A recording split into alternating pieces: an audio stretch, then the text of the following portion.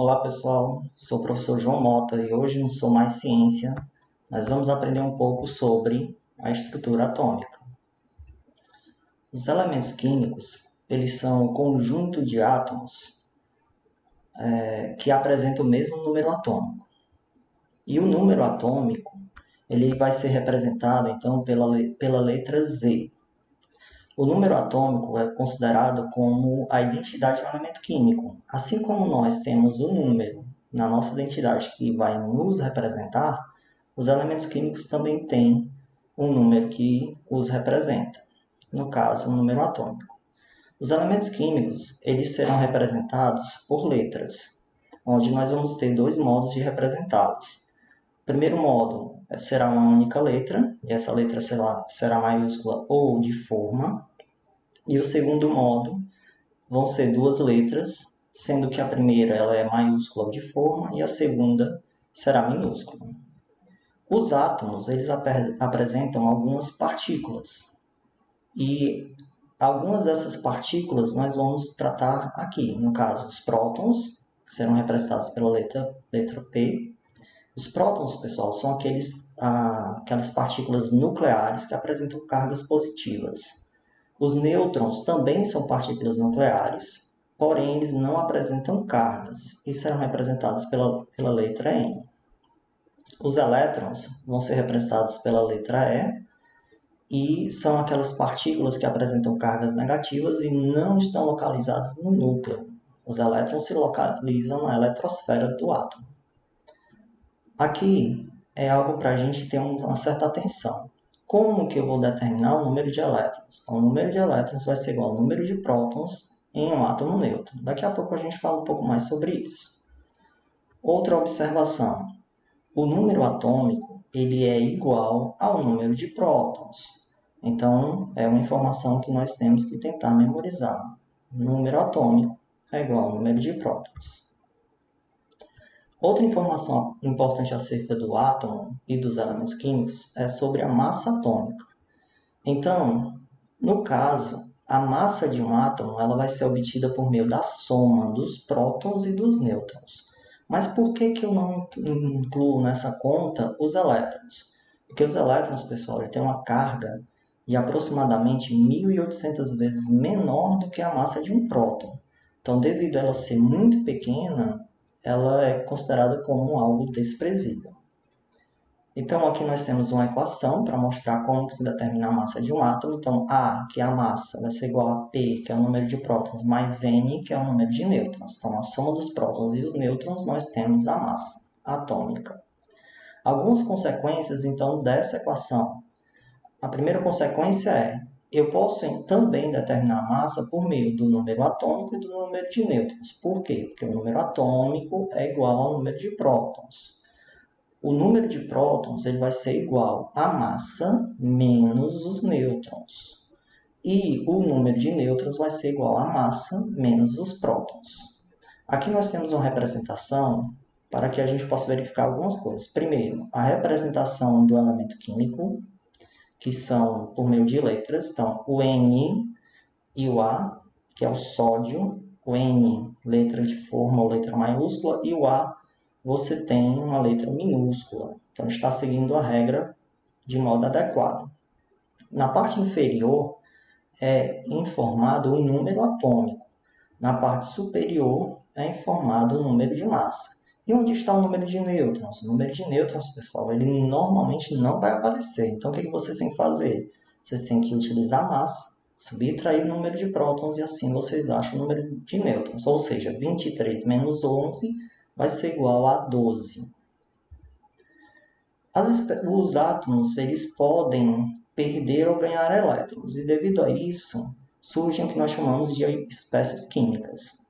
As espécies químicas podem ser neutras, no caso, não vão apresentar cargas, pois vai haver um equilíbrio entre os prótons e os elétrons. Prótons, cargas positivas, elétrons, cargas negativas. Então, nós temos aqui a representação de um átomo neutro.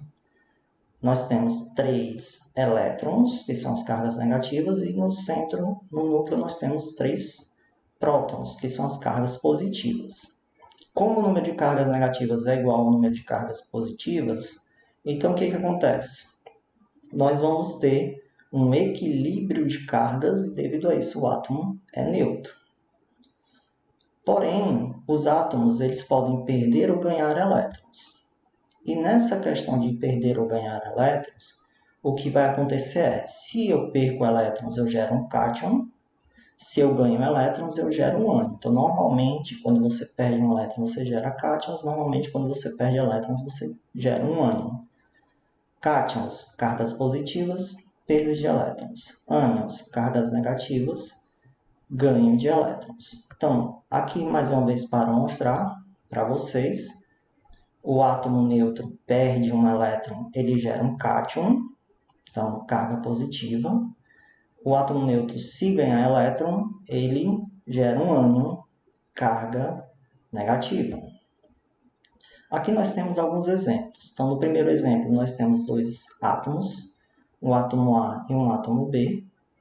E nós podemos observar, então, algumas informações acerca desses átomos, que vai ser melhor apresentada na tabela.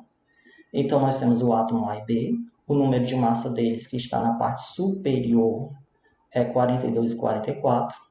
O número atômico que está na parte inferior é 18.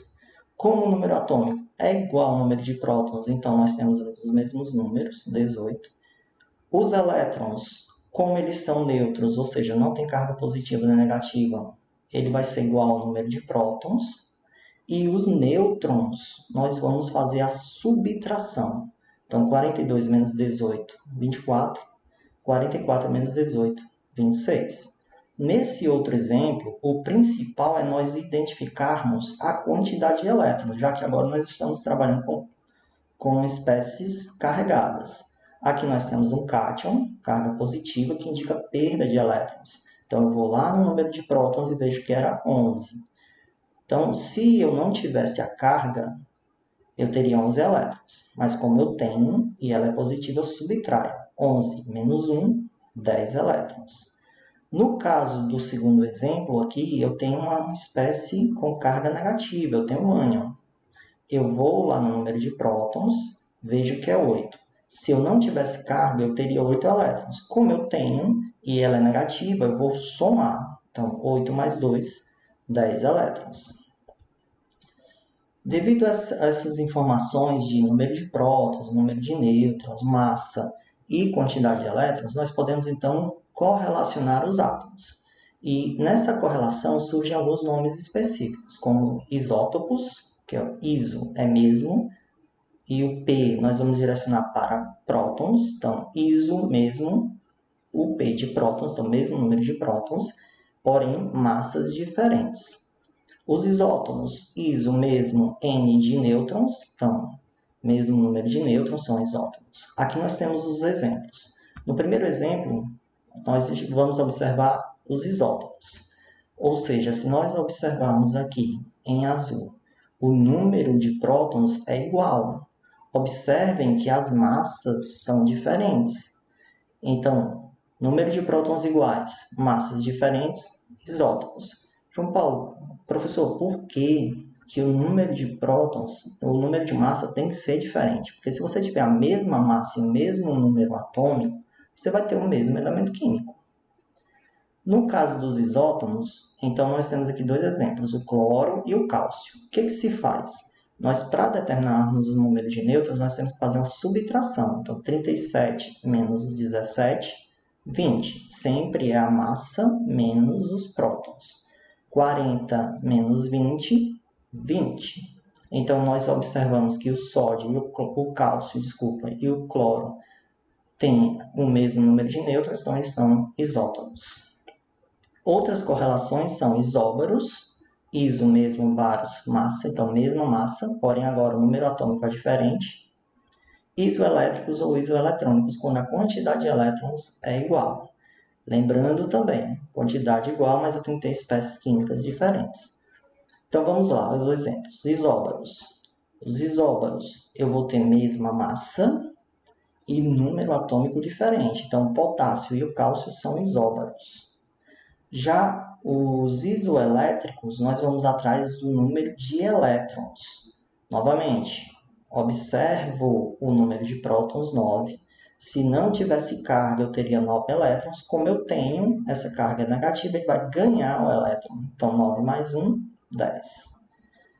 No caso desse elemento químico H, nós vamos ter número atômico, número de prótons 13.